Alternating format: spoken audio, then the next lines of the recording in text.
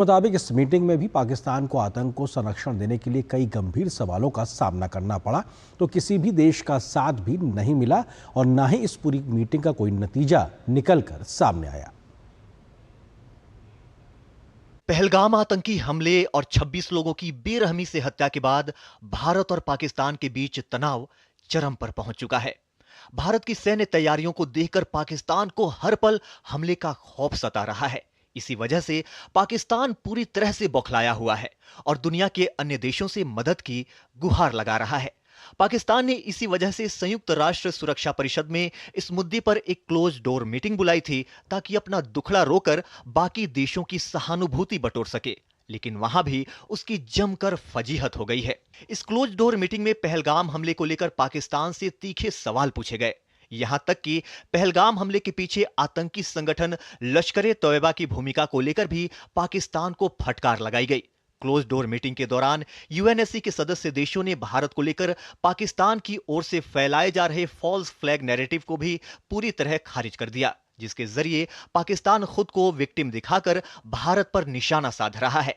हैरानी की बात यह रही कि यूएनएससी के सदस्यों ने पाकिस्तान से तीखे सवाल किए, साथ ही पाकिस्तान के दोस्तों ने भी उसका साथ नहीं दिया, जिसके भरोसे पड़ोसी मुल्क उछल रहा था। बैठक में सदस्य देशों की ओर से न सिर्फ पहलगाम आतंकी हमले की कड़ी निंदा की गई, बल्कि धर्म पूछकर पर्यटकों को निशाना बनाने का मुद्दा भी उठाया गया। कुछ देशों ने पाकिस्तान की ओर से किए गए मिसाइल टेस्ट और परमाणु हथियारों की धमकी पर भी सवाल उठाए और इसे उकसावे की कार्रवाई बताया। पाकिस्तान इस मुद्दे पर किसी तीसरे की दखल के अपने पुराने ढर्रे पर चलना चाहता था, लेकिन सदस्य देशों ने इसे द्विपक्षीय मुद्दा बताते हुए किसी तरह की दखल से इनकार कर दिया। जानकारों के मुताबिक क्लोज डोर मीटिंग में पाक की हुई फजीहत भारत की बड़ी कूटनीतिक जीत है। The effort, as have previous efforts, faltered. The grandstanding did not work, and what happened was, once Pakistan made its case, there was no outcome, which means that the council refused to buy its case. दूसरी तरफ बंद कमरे में विचार विमर्श से कुछ ही घंटे पहले संयुक्त राष्ट्र महासचिव एंटोनियो गुटेरस ने पहलगाम में हुए आतंकवादी हमले की कड़ी निंदा की और कहा कि नागरिकों को निशाना बनाना किसी भी सूरत में कबूल नहीं है। दोषियों को कानून के दायरे में लाकर सजा दी जानी चाहिए।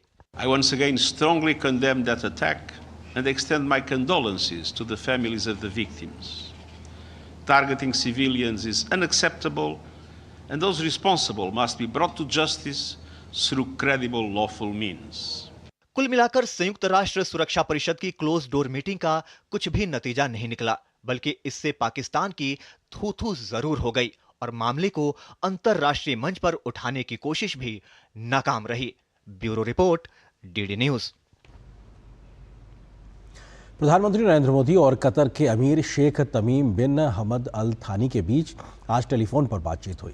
विदेश मंत्रालय के प्रवक्ता रणदीप जायसवाल के अनुसार कतर के अमीर ने पहलगाम में हुए आतंकी हमला पर सीमा पार आतंकी हमले को लेकर भारतीय नागरिकों की मौत पर गहरी संवेदना जताई और भारत के प्रति एकजुटता प्रकट की है। उन्होंने आतंकवाद के खिलाफ भारत की लड़ाई और दोषियों को न्याय के कटघरे में लाने के प्रयासों का पूरा समर्थन किया है। प्रधानमंत्री मोदी ने इस स्पष्ट समर्थन और संवेदना